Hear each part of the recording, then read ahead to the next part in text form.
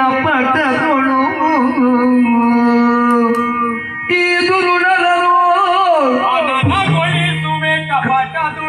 ಏನು ಸದಾ ಮಧು ಕೈಟವರ ಹೊಗಳು ತರಿಸಿಲ್ಲ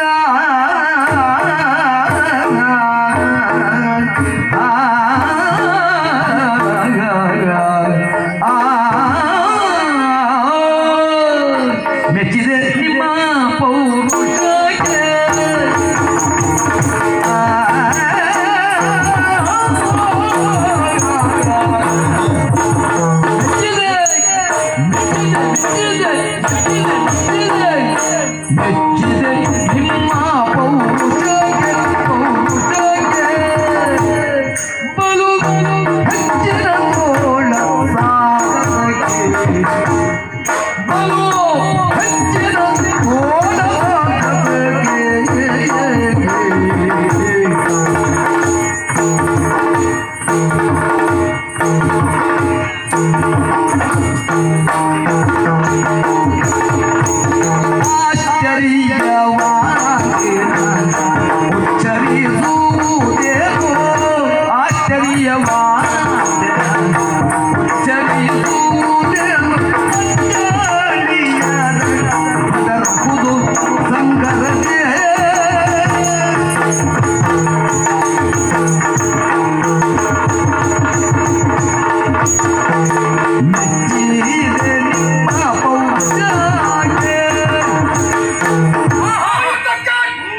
ಬಲು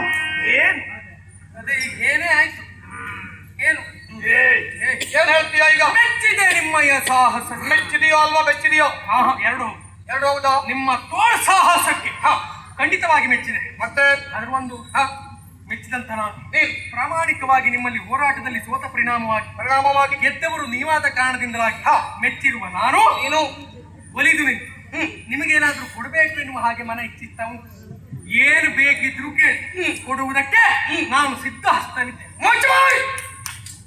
ಮಾತಾಡ್ತಾನೆ ನನಗೂ ನಿನಗೂ ಯುದ್ಧ ಆಗಿದೆ ಹೌದಾ ಇಲ್ಲಿ ಗೆದ್ದವ ಯಾರು ಸೋತವ ಯಾರು ಗೆದ್ದವರು ನೀವು ಅಂತ ಕಾಣ್ತದೆ ಸೋತವ ನಾನು ಅಂತ ಕಾಣ್ತದೆ ಮತ್ತೆ ಕಾಣುವುದಲ್ಲ ಅವರು ನಾವೇ ಸತ್ಯ ವಿಷಯ ಈಗ ನೀನೇನೋ ಕೊಡ್ತೆ ಅಂತ ಹೇಳ್ತೀಯ ಗೆದ್ದವರು ನಾವಿದ್ದೇವೆ ಕೊಡುವ ಕೈ ಮೇಲೆ ಸೋತವನು ನೀನು ನಮ್ಮದು ಕೊಡುವ ಕೈ ಮೇಲೆ ನಾವು ಡಾಕ್ಟರ್ಗಳಿದ್ದೇವೆ ಏನ್ ಬೇಕಿದ್ರು ಕೊಡ್ತೇವೆ ಅಂದ್ರೆ ನೀನು ಡಾಕ್ಟ್ರು ಏನು ಕೊಡ್ತೇವೆ ನೀನು ಅವನನ್ನ ಬಿಟ್ಟು ಅಂದ್ರೆ ಅವ ನಿನಗೆ ಅಣ್ಣನವರು ಅಣ್ಣಪ್ಪ ಖಂಡಿತ ನೀವು ಕೊಡುವ ಕೈ ಅಂದ್ರೆ ನಾನೇ ಕೇಳ್ಬೇಕು ನೀನೇ ಬೇಡ್ಬೇಕು ನಂಗೆ ನಿಮ್ಮ ವಿಶ್ವಾಸ ನೀವೀಗ ಕೊಡ್ತೀರಿ ಅಂತ ಹೇಳುದು ಆಮೇಲೆ ನಾನು ಕೇಳಿದ್ಮೇಲೆ ಆಗುದಿಲ್ಲ ನಾನು ಸುಮ್ಮನೆ ಹೇಳಿದ್ದು ಅಂತ ಹೇಳಿದ್ರೆ ನಾ ಎಂತ ಮಾಡು ನಿನಗೆ ವಿಶ್ವಾಸ ಬರಬೇಕು ಅಂತ ಆದ್ರೆ ನಾವೇನು ಮಾಡ್ಬೇಕು ಅವನ್ ಕೆಲಸ ಮಾಡಿ ಕರದ ಮೇಲೆ ಕರ ಇಟ್ಟು ನನಗೆ ಆಣೆ ಮಾಡಿ ಭರವಸೆ ಮಾತು ಅಲ್ವಾ ಭರವಸೆ ಮಾತು ಕೊಟ್ಟದ್ದು ಹೌದು ಅಂತ ಆದ್ರೆ ನೀವ್ ಹೇಳ್ತೀಯ ನಾವು ಕೊಡ್ತೇವೆ ನಾ ಬೇಡ ನೀವು ಕೊಡ್ಬೇಕು ಸರಿ ಖಂಡಿತ ಅಂದ್ರೆ ಕೈಯಲ್ಲಿ ಅಗ್ನಿ ಇರ್ತದೆ ಅಗ್ನಿ ಸಾಕ್ಷಿಯಾಗಿ ನೀವು ಒಪ್ಪಿಕೊಡ್ಬೇಕು ಅಗ್ನಿ ಸಾಕ್ಷಿಯಾಗಿ ನಿನ್ನ ಕರದ ಮೇಲೆ ನನ್ನ ಕರವನ್ನಿಟ್ಟು ಪ್ರಮಾಣ ಮಾಡ್ತಾ ಇದ್ದೇವೆ ಕೊಡ್ತೇವೆ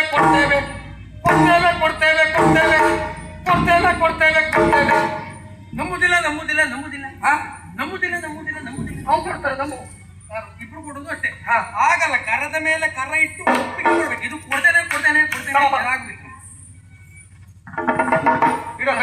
ಕೈ ಮುರ್ದಾಕುದಲ್ಲ ಅಗ್ನಿ ಉಂಟು ಅನಿಸ್ತಾ ಇದ್ದೆ ನನ್ಸುದಲ್ಲ ಹೆಚ್ಚು ಮಾಡ್ಬೇಕು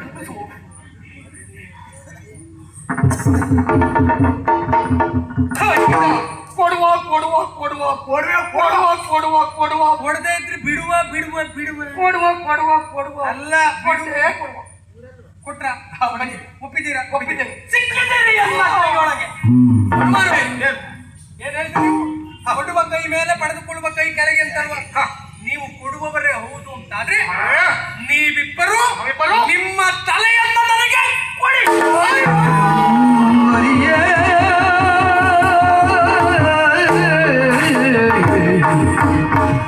ಏನು ಮಾಡುವುದೆಮ್ಮ ಪ್ರಾಣವ ಕೇಳಿದ ಏನು ಮಾಡುವುದೆಮ್ಮ ಪ್ರಾಣವ ಕೇಳಿದ ಜಾಣತನದ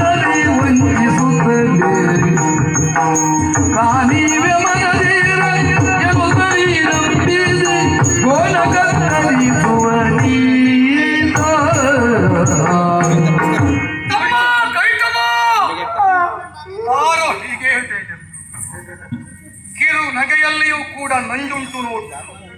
ಎಷ್ಟು ಧೈರ್ಯವ ಅವನಿಗೆ. ನಮ್ಮ ಉಭಯರ ಪ್ರಾಣವನ್ನು ಕೇಳುತ್ತಾ ಇದ್ದಾನೆ. ತಮ್ಮ ಲೋಕಮುಖದಲ್ಲಿ ಮಧುಕೈಟವರಾಗಿ ನಮ್ಮ ಕೀರ್ತಿ ವಿಶೇಷ ಅಂತ ಹೇಳುವುದು ಗಗನತ್ತರಕ್ಕೆ ಪ್ರಸರಿಸಬೇಕು ಅನ್ನುವುದೇ ನಮ್ಮ ಉಭಯರ ಮಹದಾಸೆಯಾಗಿತ್ತು. ಆದರೆ ಈ ದಿವಸ ಹೋಗಿ ಹೋಗಿ ಒಂದು ಹುಳ ನಮ್ಮಿಂದ ಸೋತರೂ ಗೆದ್ದವರಂತೆ ನುಡಿತಾ ಇದ್ದಾರೆ. ನಮ್ಮ ಪ್ರಾಣ ಬೇಕಂತಂದ್ಲೋ. ತಮ್ಮ, ನಾನು ಸಾಯ್ತೇನೆ ಅಂತ ನನಗೆ ಹೆದರಿಕೆ ಇಲ್ಲ, ನಾನು ಬದುಕುವುದೇ ಇಲ್ಲ ಅಂತ ನನಗೆ ಭಯ ಆಗುತ್ತಾ ಇದೆಯೋ? ಆಗ್ಲಿ, ನಾನು ಜ್ಯೇಷ್ಠ, ನೀನು ಕನಿಷ್ಠ, ನಿನ್ನ ಅಣ್ಣ 4 ಕಾಲ ಬದುಕಬೇಕು. ಪ್ರಾಣ ಕೇಳ್ತಾ ಇದ್ದಾನೆ, ಹೋಗು ಪ್ರಾಣ ಕೊಡು. 4 ಕಾಲ ನೀನು ಬದುಕಬೇಕು, 8 ಕಾಲ ನಾನು ಬದುಕಬೇಕು. ಅಂದ್ರೆ ಮೇಲೆ ನಿನ್ನನ್ನ ಕಾಣ್ತಾ ಇದ್ದೇನೆ. ಹಾಗಾಗಿ ಜ್ಯೇಷ್ಠನಾದಂತಹ ನೀನು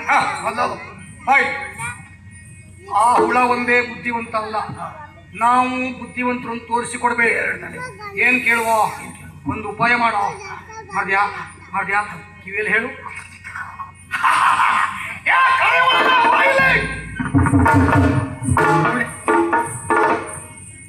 ನಮ್ಮ ಉಭಯರ ಪ್ರಾಣ ಬೇಕೋ? ನಾವು ಯಾವತ್ತು ಕೊಟ್ಟ ಮಾತನ್ನು ಉಳಿಸಿಕೊಳ್ತೇವೆ. ನಡೆದುಕೊಂಡು ಬಂದವರು ಮೊದಲಿಂದ ನಾವು. ಆದ್ದರಿಂದ ನಮ್ಮ ಉಭಯರ ಪ್ರಾಣ ಬೇಕು ಅಂತಾದ್ರೆ ಇಲ್ಲಿ ತೋರುವುದೇನು? ನೀರು, ಜಲರಾಶಿ. ಈ ಜಲರಾಶಿಗೆ ನಮ್ಮ ಉಭಯರ ಒಂದು ಬಿಂದು ರಕ್ತವೂ ಕೂಡ ನೀರಿಗೆ ಸ್ಪರ್ಶವಾಗಬಾರದು. ಆ ರೀತಿಯಲ್ಲಿ ನಮ್ಮ ಉಭಯರ ಪ್ರಾಣ ತೆಗೆದುಕೊಂಡು ನೋಡುವ. ಒಂದು ಬಿಂದು ನೀರು ನಿಮ್ಮ ಮೈಯನ್ನ ಸೋಂಕದ ಹಾಗೆ ನಿಮ್ಮ ತಲೆಯನ್ನ ನಾನು ಪಡೆದುಕೊಳ್ಬೇಕು. ಇನ್ನು ನಿಮಗೆ ನಾನ್ಯಾರು ಎನ್ನುವುದು ಗೊತ್ತಾಗಲಿಲ್ಲ. ಸ್ಪಷ್ಟವಾಗಿ ತಿಳಿದುಕೊಳ್ಳಬೇಕು ಅಂತಾದ್ರೆ ಬಾಹ್ಯ ಚಕ್ಷುವಿನಿಂದಲ್ಲ, ಮತ್ತೆ ಅಂತರಂಗದ ಚಕ್ಷುವಿನಿಂದ ನಾನ್ಯಾರು ಎನ್ನುವುದನ್ನು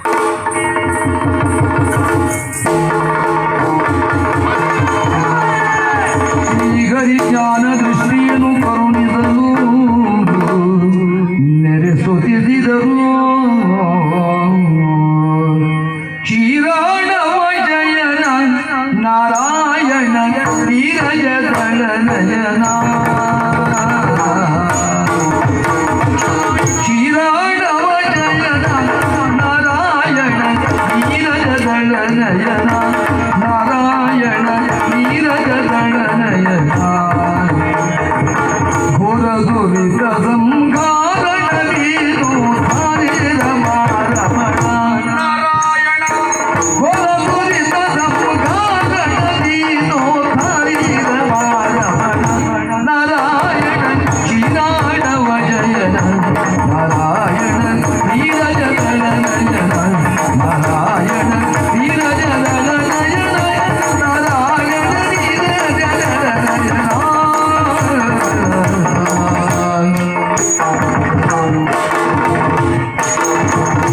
ಓ ದೇವರೇ, ಮೊದಲಾಗಿ ನಮ್ಮನ್ನು ಕ್ಷಮಿಸಬೇಕು ದೇವರೇ, ಅದರೊಟ್ಟಿಗೆ ಹರಸಬೇಕು ದೇವರಿಗೆ. ಅಜ್ಞಾನದಿಂದ ಕೂಡಿರುವಂತಹ ನಮಗೆ ಸುಜ್ಞಾನವನ್ನ ಕರುಣಿಸಿದವರು ತಾವಾಗಿದ್ದೀರಿ. ಅಜ್ಞಾನದಿಂದ ತಿಳಿಯದೆ ನಿಮ್ಮ ಮೇಲೆ ಕೈ ಮಾಡಿದವರಿದ್ದೇವೆ. ನಿಮ್ಮೊಟ್ಟಿಗೆ ಗುಣವನ್ನ ಕೊಟ್ಟವರಿದ್ದೇವೆ ದೇವರೇ. ನಮ್ಮ ತಪ್ಪಿನ ಅರಿವು ನನಗಾಗಿದೆ, ಆದರೊಂದು ಸಮಸ್ಯೆ ದೇವರಿಗೆ. ನಮ್ಮ ಹುಟ್ಟೆನ್ನುವುದು ಯಾಕಾಗಿದೆ? ನಮ್ಮ ತಂದೆಯ ಯಾರು ಏನು ಎನ್ನುವುದನ್ನ ತಿಳಿಯದೇ ಇದ್ದವರು ನಾವು ತಿಳಿಸಬೇಕು ದೇವರೇ. ಮಕ್ಕಳೇ, ನಿಮ್ಮ ಹುಟ್ಟಿಗೆ ಕಾರಣೀಕರ್ತ ನಾನೇ. ನನ್ನ ಕರ್ಣ ಕಿಲ್ಮಿಷದಿಂದ ಹುಟ್ಟಿದವರು ನೀವು ಮಧುಕೈಟಪುರಿ ಎನ್ನುವ ಹಾಗೆ ನಿಮ್ಮ ಹುಟ್ಟಿಗೆ ಮುಖ್ಯವಾದಂತ ಕಾರಣ ಎನ್ನುವುದು ಉಂಟು. ಹೋದ ಕಲ್ಪದಲ್ಲಿ ಲಯವಾದಂತ ಸರ್ವ ಸಮಷ್ಟಿಯನ್ನು ಸೃಷ್ಟಿಸುವುದಕ್ಕಾಗಿ ನಿಮ್ಮ ಹುಟ್ಟು ಎನ್ನುವುದು ಆಗಿದೆ. ಹಾಗಂತ ಇನ್ನು ಮುಂದೆ ನೀವು ಉಳಿಯಬಾರದು. ನಿಮ್ಮಿಂದಲಾಗಿ ಮೇಧಿನಿ ಎನ್ನುವುದು ನಿರ್ಮಾಣವಾಗಬೇಕೆನ್ನುವುದು ನನ್ನ ತೀರ್ಮಾನ. ಆದ್ರೆ ಅವಸರದಲ್ಲಿ ನಾನು ಕೇಳಿದಂತ ಮಾತಿಗೆ ಒಪ್ಪಿದಂತ ಪರಿಣಾಮವಾಗಿ ನಿಮ್ಮ ಬುದ್ಧಿವಂತಿಕೆಯನ್ನು ನೀವು ಮೆರೆಸುವುದಕ್ಕೆ ಮನ ಮಾಡಿದರೂ ಸಹ ನೀವು ಆಲೋಚನೆ ಮಾಡಿದ ಪ್ರಕಾರವಾಗಿ, ಕೇಳಿಕೊಂಡ ಪ್ರಕಾರವಾಗಿ ನಿಮ್ಮ ತಲೆಯನ್ನು ನಾನು ಪಡೆದುಕೊಳ್ಳುವಲ್ಲಿ ಮನ ಮಾಡುತ್ತೇನೆ. ಸರಿ ಕೇಳಿ ಮಕ್ಕಳೇ, ಮಧುವಾದಂತ ನಿನ್ನನ್ನು ಕೊಲ್ಲುವುದರ ಮೂಲಕವಾಗಿ ಮೇಧಿನಿಯನ್ನು ನಾನು ನಿರ್ಮಾಣ ಮಾಡ್ತೇನೆ. ಕೈಟಪನಾದಂತ ನಿನ್ನನ್ನು ಕೊಲ್ಲುವುದರ ಮೂಲಕವಾಗಿ ಕಲ್ಲು ಬಂಡೆಗಳನ್ನ, ಮರ ಗಿಡಗಳನ್ನ ಸೃಷ್ಟಿಸಿ ಪ್ರಪಂಚವನ್ನ ಸೃಷ್ಟಿಸುವಲ್ಲಿ ನಿಮ್ಮನ್ನು ನಾನು ಸೃಜಿಸಿದವ. ನಿಮ್ಮ ಅಂತ್ಯದ ಮೂಲಕವಾಗಿ ಮೇಧಿನಿಯ ನಿರ್ಮಾಣವನ್ನ ನಾನು ಮಾಡ್ತೇನೆ. ಆಡಿದ ಮಾತಿನ ಪ್ರಕಾರವಾಗಿ ನಿಮ್ಮ ತಲೆಯನ್ನು ಪಡೆದುಕೊಳ್ಳಬೇಕು ಅಂತಾದ್ರೆ ಇದು ನನ್ನ ತೊಡೆಯನ್ನ ವಿಶಾಲವಾಗಿ ಬೆಳೆಸಿದ್ದೇನೆ. ನಿಮ್ಮ ತಲೆಯನ್ನ ಇಲ್ಲಿ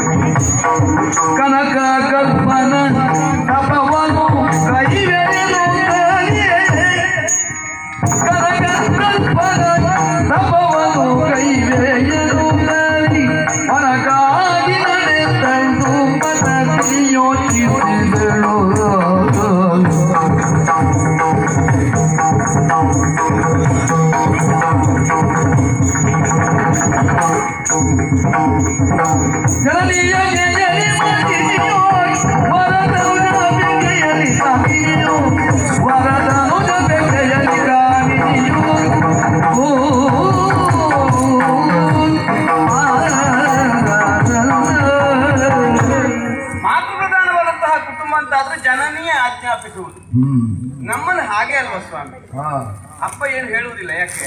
ಯಾಕೆ? ಅಪ್ಪ ನಮ್ಮೊಟ್ಟಿಗೆ ಇರ್ಬೇಕಲ್ಲ. ಹಾ ನಮ್ಮನ್ನ ಲಾಲಿಸಿ ಪಾಲಿಸಿ ಪೋಷಿಸಿದವಳು ನಮ್ಮ ಅಮ್ಮ ಹಾ ದಿತಿದೇವಿ. ಆ ಕಾರಣಕ್ಕಾಗಿ ನಮಗೆ ಅಪ್ಪನೇನ ಕೊಡಿಸುವವಳು ಅಮ್ಮನೇ.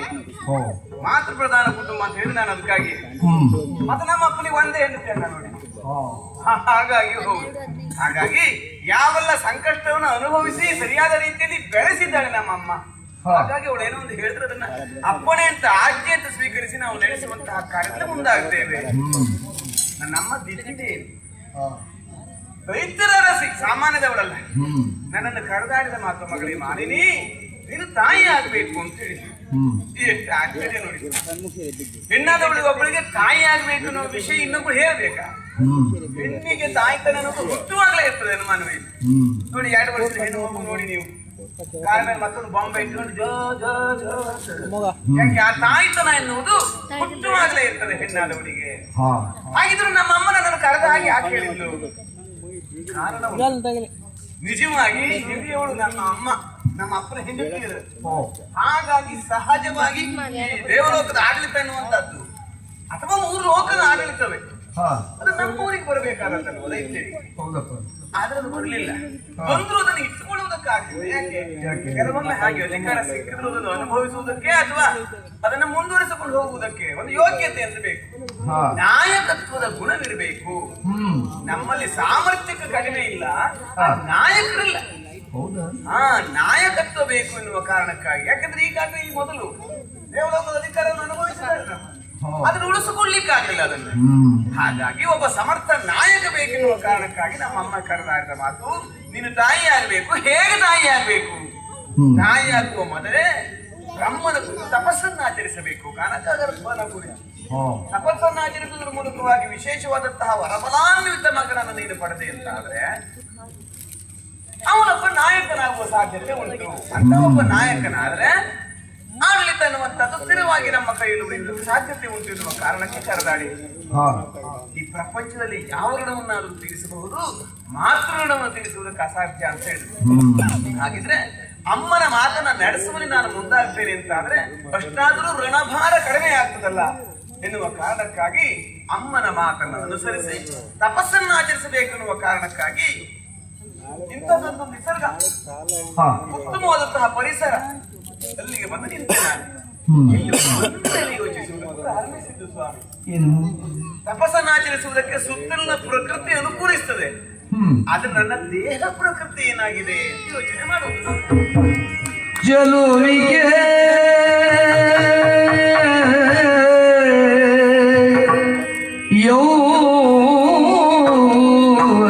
ಯೌವನದಿಂದ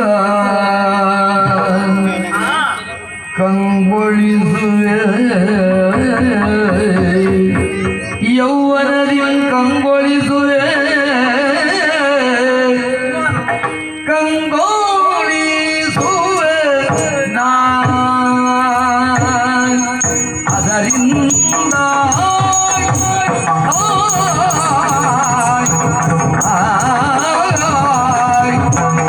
ಚಲುವಿಗೆ ಯೌವನದಿಂದ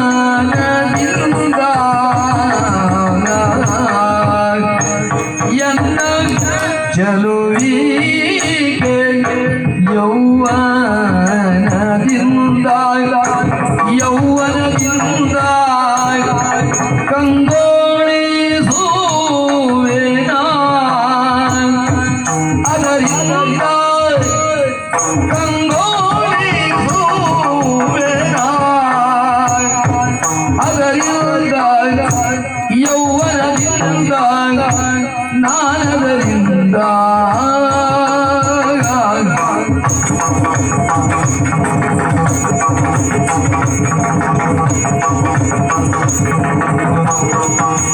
ಚಲುವಿಗೆ ಯೌವನದಿಂದ ಕಂಗೊಳಿಸುವೆ ನಾನದರಿಂದ ಕಂಗೊಳಿಸುವೆ ನಾನದರಿಂದ ಯೌವನದಿಂದ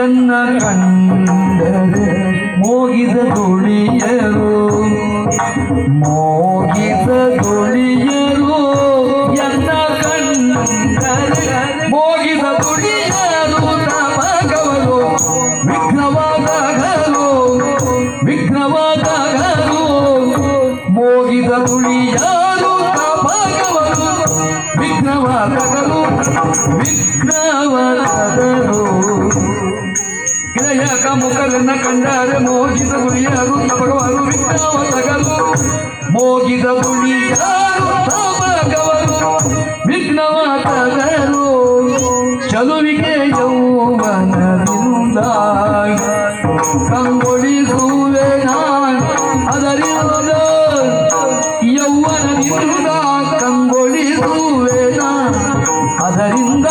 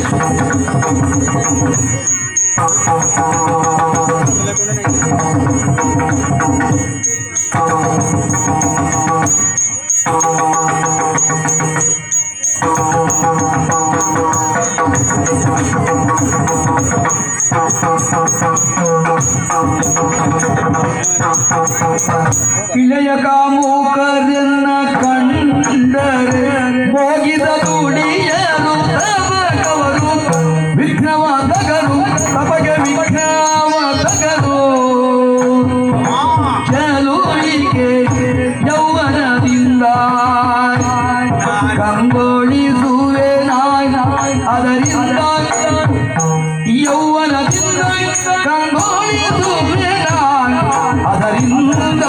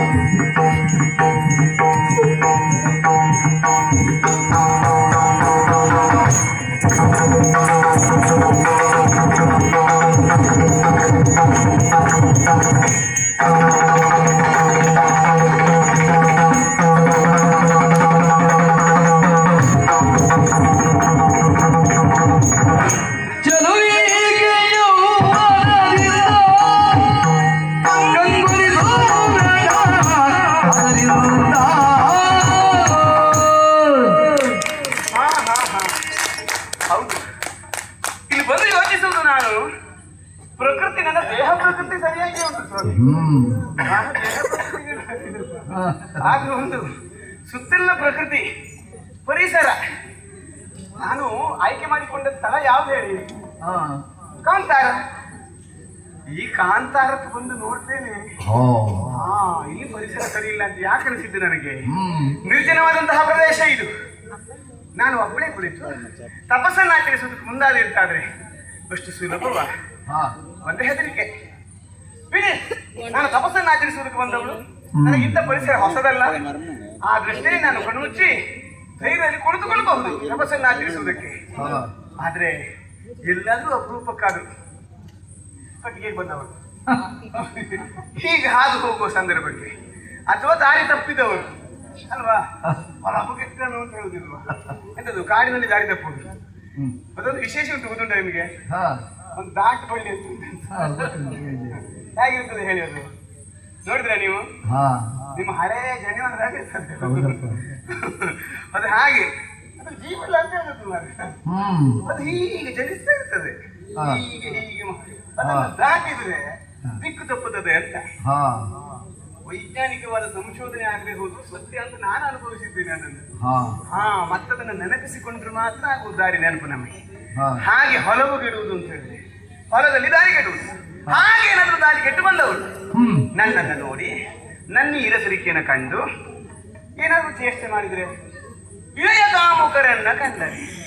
ಯಾಕೆ ಹೇಳಿದ್ದು ನಾನು, ಈ ಕಾಡಿನಲ್ಲಿ ಇರುವವರು ಹೆಚ್ಚಿನವರು ಹಾಗಿದ್ದು ಅಂತವರೇ ಅಲ್ವ, ಅಥವಾ ತಲೆಮರೆಸಿ ಕಾಡಿಗೆ ಬರುವವರು ಅಂತವರೇ ಅಲ್ವೇ? ಪ್ರಾಯಸ ಮಾಡ್ತಲಾದ ಹೆಣ್ಣು ನಾನು ಒಂಟಿಯಾಗಿ ಕಣ್ಮುಚ್ಚಿಕೊಳ್ತಿದ್ದೇನೆ ಅಂತಾದ್ರೆ ಏನೋ ಒಂದು ಚೇಷ್ಟೆ, ಒಂದು ಕಲ್ಲು ಬಿಸಾಡುವುದಪ್ಪ. ಅದರಿಂದ ಏನಾದಿತ್ತು, ನನಗೆ ಅಪಾಯ ಆಗದೆ ಹೋದ್ರು ನನ್ನ ಏಕಾಂತ ಭಂಗ ಆದೀತು. ಆ ಕಾರಣಕ್ಕಾಗಿ ನಾನು ಯೋಚಿಸಬೇಕಲ್ವೇ? ಯೋಚಿಸಿದೆ. ಯೋಚಿಸಬೇಕಾದ್ದು ಕೇವಲ ಈ ಇಳೆಯ ಕಾಮುಕರಿಗಷ್ಟೇ ಅಲ್ಲ, ನಾನು ಯೋಚಿಸಬೇಕಾದ ಮುಖ್ಯ ವ್ಯಕ್ತಿಗಳಿದ್ದಾರೆ.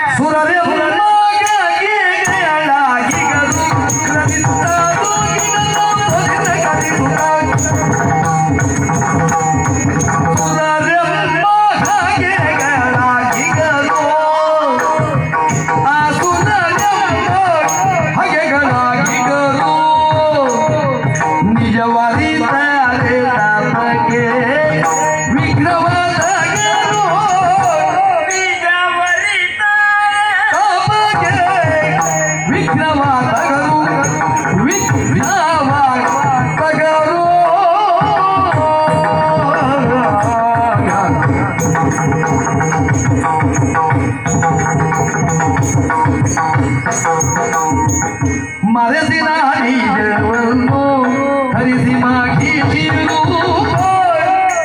ಮರೆಸಿನ ನಿಜವನ್ನು ಮರೆಸಿನ ನಿಜವನ್ನು ಹರಿಸಿ ಮಾಗಿಸಿರು, ಹರಿಸಿ ಮಾಗಿಸಿರು. ವಿರಚಿಪೆ ತಪವೆಂದು ವಿರಚಿಪೆ ತಪವೆಂದು ನರಳೆ ಯೋಚಿಸಿದರು. ಮರೆಸಿದ ನಿಜವನ್ನು ಹರಿಸಿ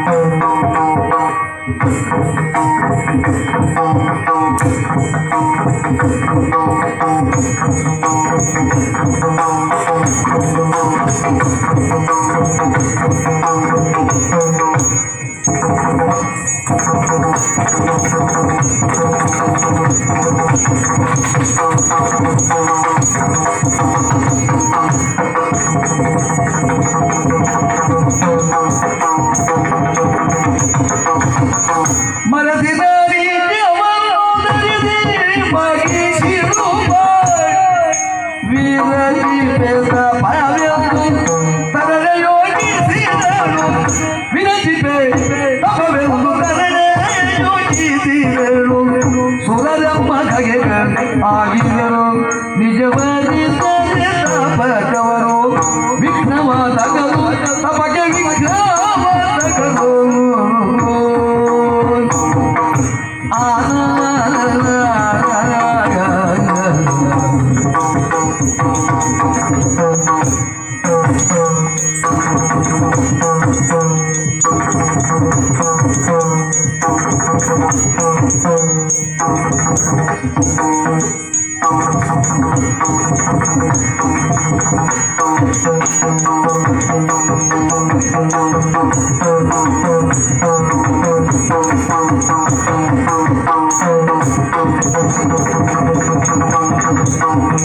ಮರೆಸಿನ ನಿಜವನ್ನು ಧರಿಸಿ ಮಗಿಸಿರುವ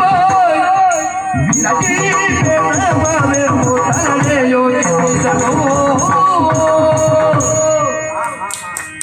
ಏನ್ ಮಾಡ್ಬೇಕಾಗಿದ್ರೆ ಕೇವಲ ಇಳಿಯ ಕಾಮುಕರ ಕುರಿತಾಗಿ ಯೋಚಿಸುವುದಷ್ಟೇ ಅಲ್ಲ ನಾನು ಪ್ರಧಾನವಾಗಿ ನನ್ನ ಈ ಕಾರ್ಯಕ್ಕೆ ವಿಘ್ನವನ್ನು ತರಬಹುದಾದಂತಹ ಅಥವಾ ಈ ಕೆಲಸದ ಕುರಿತಾಗಿ ಗುರಿ ಇಟ್ಟು ಅಲ್ಲೇ ಕಲ್ಲು ಹೊಡೆಯುವಂತವ್ರು ಯಾರಿದ್ದಾರೆ ಎಂದು ಯೋಚಿಸುವುದು ನಾನು ಸುರರೆಮ್ಮ ಹಾಗೆಗಳು ಮೊದಲಾಗಿ ನಾನೀಗ ತಪಸ್ಸನ್ನು ಆಚರಿಸುವ ಕಾರಣವೇದಲ್ವೇ ನಮಗೆ ಸುರರೇ ಹಾಗೆಗಳು ಅದರಲ್ಲಿಯೂ ಇರಸರಿಕೆಯನ್ನು ಅರ್ಥವಿಸಿಕೊಳ್ಳುವಂತಹ ಬುದ್ಧಿವಂತರವರು ನನ್ನ ಅಮ್ಮ ನನಗೆ ಹೀಗೆ ಆಜ್ಞಾಪಿಸಿದ್ದಾಳೆ ನಾನು ಈ ಕಾರಣಕ್ಕಾಗಿ ತಪಸ್ಸನ್ನು ಆಚರಿಸ್ತಾ ಇದ್ದೇನೆ ಹೀಗೆಲ್ಲ ಅವರಿಗೆ ವಿಷಯ ಗೊತ್ತಾಯ್ತು ಅಂತಾದ್ರೆ ತಡ ಮಾಡುವುದಿಲ್ಲ ಯಾವುದೋ ಒಂದು ರೀತಿಯಲ್ಲಿ ನನ್ನ ತಪಸ್ಸನ್ನು ಕೆಡಿಸುವಂತಹ ಪ್ರಯತ್ನವನ್ನು ಅವರು ಮಾಡಿಯೇ ಮಾಡ್ತಾರೆ ಹಾಗಿದ್ರೆ ಇಳೆಯ ಕಾಮುಕರ ಕಣ್ಣಿಗೆ ಮಣ್ಣೆತ್ತಿರುವುದಷ್ಟೇ ಅಲ್ಲ ಸುಧರಿಗೂ ಸಹಿತವಾಗಿ ತಿಳಿಯದ ರೀತಿಯಲ್ಲಿ ನನ್ನ ತಪಸ್ಸನ್ನು ಆಚರಿಸಬೇಕು ಅಂತಾದ್ರೆ ಏನು ಮಾಡೋಣ ಏನು ಮಾಡುವುದು ಯೋಚಿಸ್ತಾ ಇರುವಾಗ ನನಗೆ ನೋಡಿ ಸ್ವಾಮಿ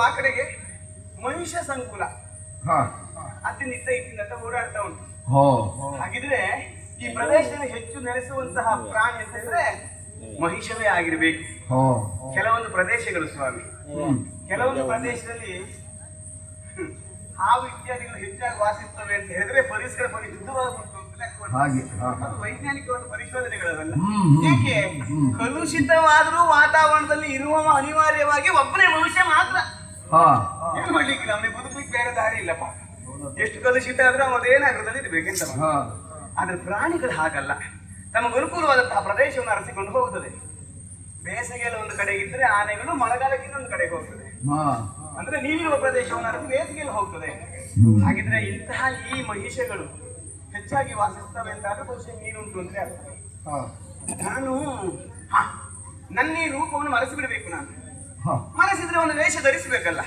ರೂಪವನ್ನು ಧರಿಸಬೇಕಲ್ಲ ನಾನು ಒಂದು ಮಹಿಷವಾದ್ರೆ ಮಹಿಷ ಹೌದು ಅಂದ್ರೆ ಕೋಣ ಅಂತೀರಾ ನಾ ಕೋಣ ಆಗ್ಲಿಕ್ಕೆ ಆಗುದಿಲ್ಲ ಅಲ್ವಾ ನಾ ಆದ್ರೆ ಎಮ್ಮೆ ಆಗ್ಬೇಕು ಹೌದಪ್ಪ ಯಾಕೆ ಯಾಕೆ ನಾ ಹೆಣ್ಣಲ್ವ ಸ್ವಾಮಿ ಹೌದು ನಂಗೆ ಈಗ ಅರ್ಥ ಆಯ್ತು ಮಹಿಷ ಅಲ್ಲ ನಾನು ಮಹಿಷಿ ಆಗ್ತೇನೆ ಮಹಿಷಿ ಶಿ ಅಂದ್ರೆ ಹೆಣ್ಣಲ್ವಾ ಮಹಿಷಿ ಶಿ ಆಗ್ತೇನೆ ಶಿ ಅಂದ್ರೆ ಹೆಣ್ಣು ನೋಡಿ ಹೌದಾ